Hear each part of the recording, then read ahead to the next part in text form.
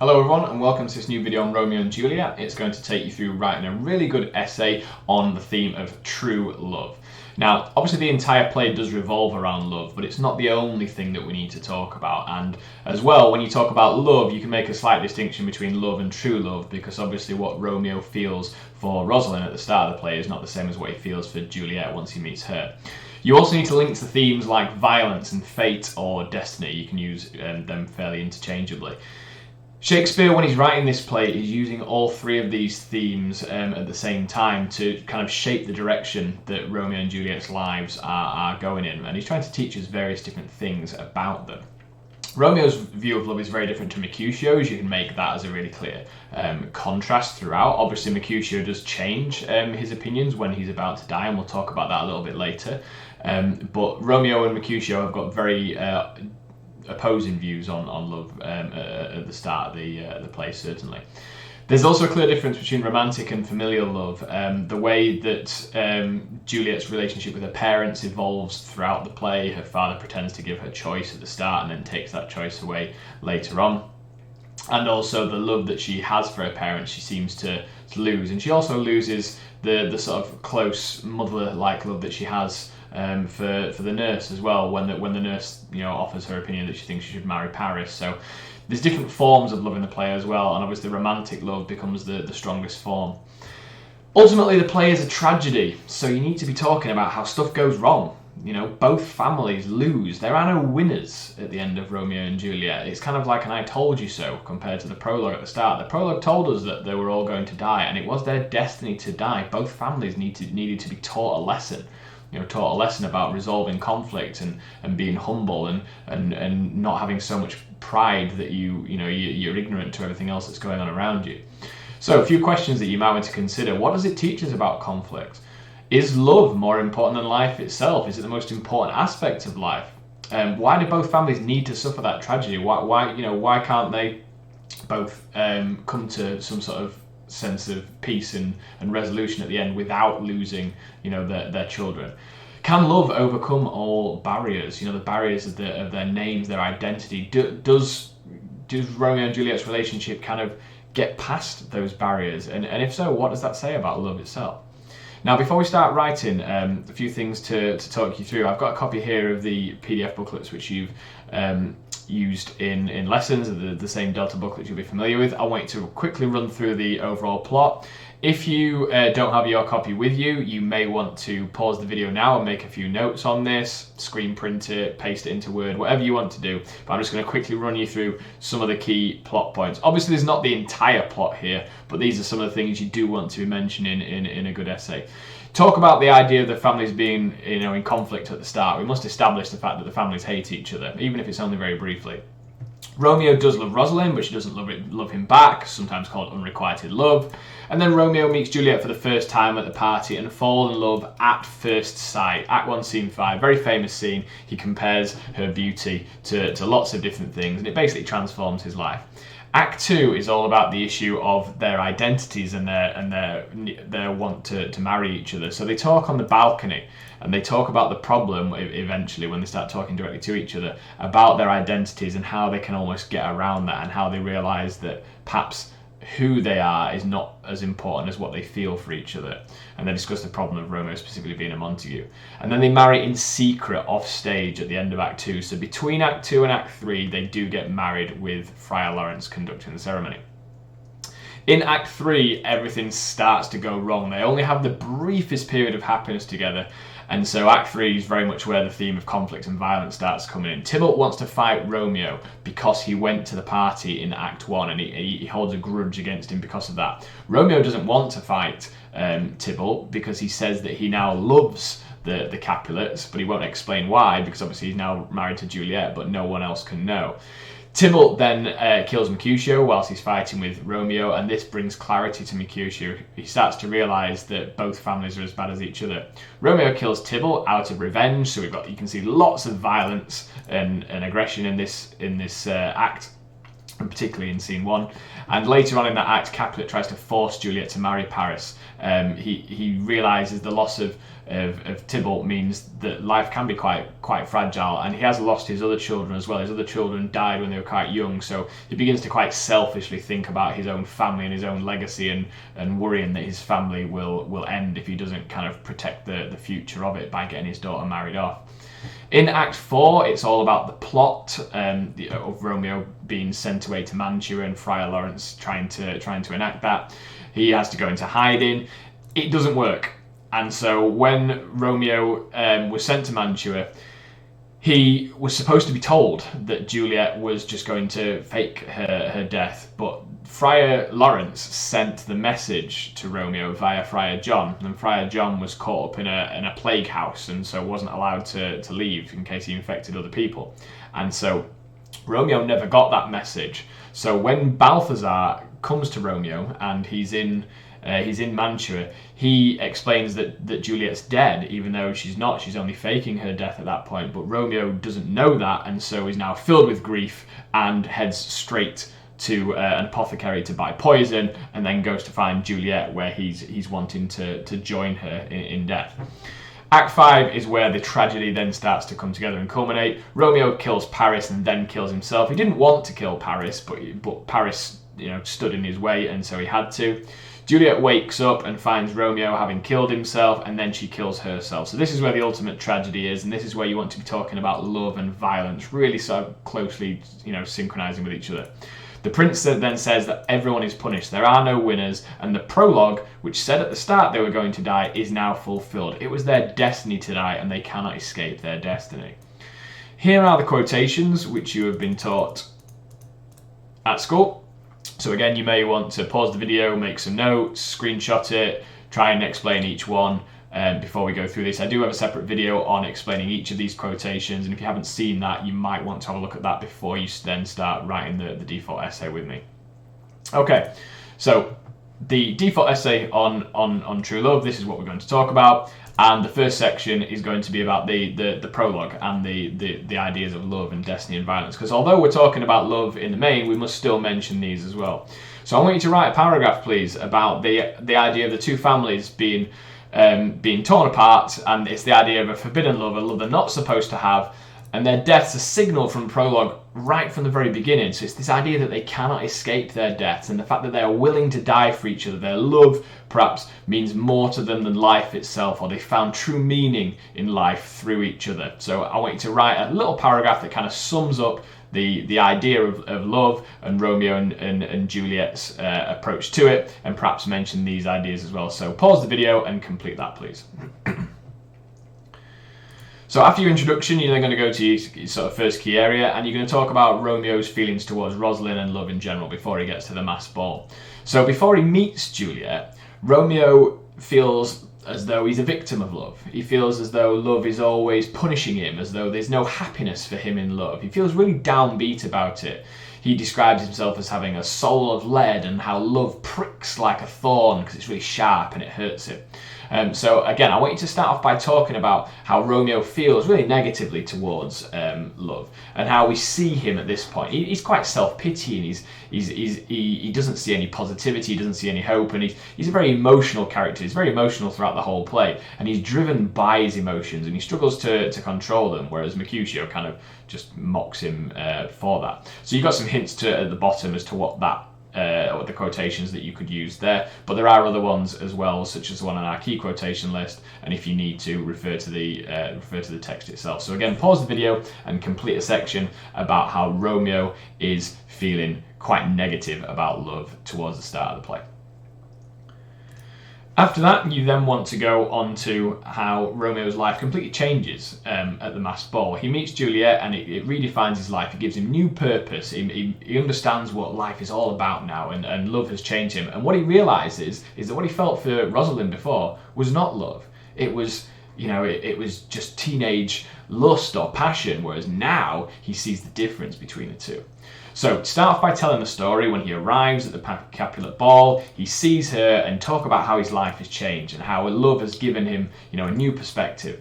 You then want to describe, use some of the words that Romeo uses to describe Juliet. He talks about her beauty, as being almost like angelic and pure. There's lots of quotations. She shines like a diamond in an Ethiop's ear. She's a snowy dove trooping amongst crows. There's loads of quotations you can use to describe her beauty. I want you at this point to be talking about what love has done to him, what love has done to him as a character. Talk about Shakespeare's intention, how he's completely transformed from the self-pitying person who was whining about his unrequited love for Rosalind to now realising that, whoa, you know, there is love out there, I can have it, and this is one of the high points of his whole life. And you can also maybe link to destiny. You know, once he's met Juliet, that's it. There's going to be no one else for him. And that's how true love and destiny kind of work together to change Romeo as a character. So again, pause, write up a section about the masked ball. After that, you then want to talk about the balcony scene. Now, the balcony scene is all about identity and about the problems of why they can't be together and how they're going to get past it. So after he then goes to see Juliet at the Capulet compound, he climbs over the walls. Talk about how they're discussing, first of all, independent of each other. Juliet does stand on the balcony and talks almost to the stars, to the moon. It's really for the benefit of the audience so they can hear what she's thinking. And Romeo's sitting in the garden looking up at her and looking at the person he instantly loves and thinking to himself, when should I step out and talk to her? And eventually he does. So when he appears, they discuss, their identities, their names, and the problems that they are now facing. You then want to use a quotation about that. So this quote's about the rose, this quote's about a name that is my enemy, there's various different ones. And so their love is facing a test here. Talk about obstacles, talk about barriers, talk about how, the path of true love is not necessarily smooth. What Shakespeare's saying about, something amazing being, something that's got to be worked at, that's kind of quite difficult to achieve. Talk about this idea of love and barriers and obstacles and link it to the idea of names. Okay, so write up that section.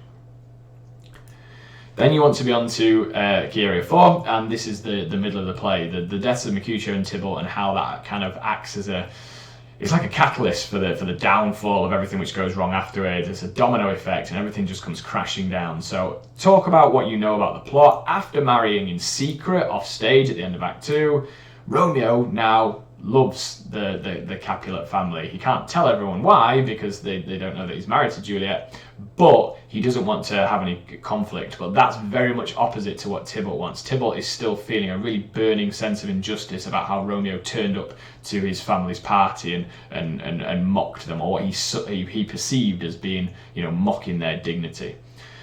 So that's where you're going to be coming down here. But at that point, they start fighting. Tybalt attacks Romeo, and Mercutio ends up coming between them. So show that you understand that's an accidental death here. But the important thing to realise is that Mercutio's death gives him clarity. He has spent the entire play talking about love and sex and basically taking things not seriously at all. He doesn't believe in love. He doesn't believe in emotion. He just believes in gratification for himself.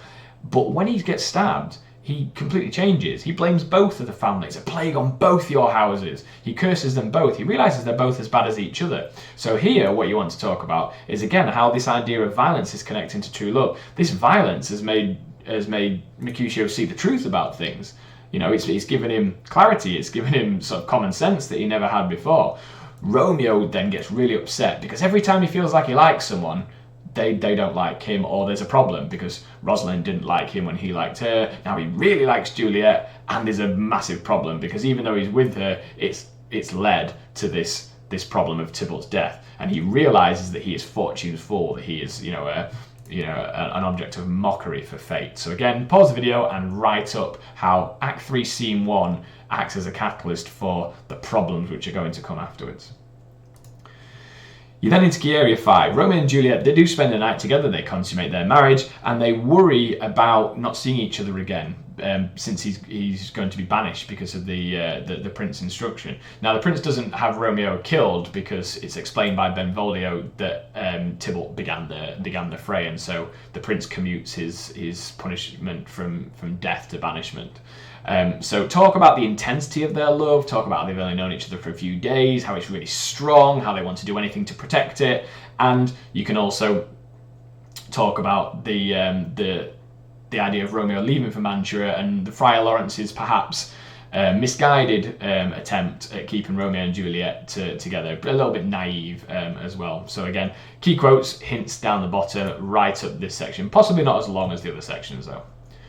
After that, you then want to be talking about the changing relationship between Juliet and her parents, because although this essay is about love, it's not just about romantic love. You've got the familial love that you have here between Juliet and her parents, and how that love is disappearing. It's dissipating completely, because she realises that her parents are just controlling her, and actually she feels a stronger sense of love towards Romeo than she does her parents.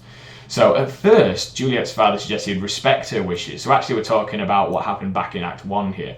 In terms of who she wanted to marry, he talked about giving her fair voice and fair choice. But after Tybalt's death, he decides to force her to marry Paris, or to attempt to force her to marry Paris. Juliet rejects this because obviously she's now completely in love with Romeo, and so this acts as like a divide. It's a wedge that gets between, you know, the families, and separates them. And so Juliet almost matures through this experience. She almost grows as a woman, and she kind of becomes independent to her parents. So here, what is love doing to us?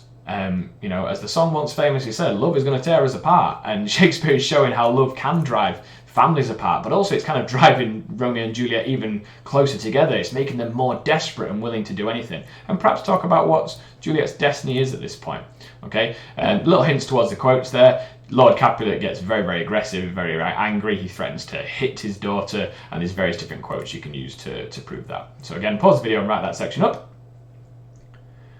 You're then on key section 7, okay? So at this point, Romeo is in hiding in Mantua, and he receives news of Juliet's death. Now, he wasn't supposed to receive this news, because as we spoke about before, Friar John was supposed to tell him that it was all a plan from Friar Lawrence to try and get Romeo and Juliet back together. Friar John never delivered that message to Romeo, and so Balthazar, Romeo's manservant, comes to him and tells him, I've seen Juliet, I've seen her dead in this tomb.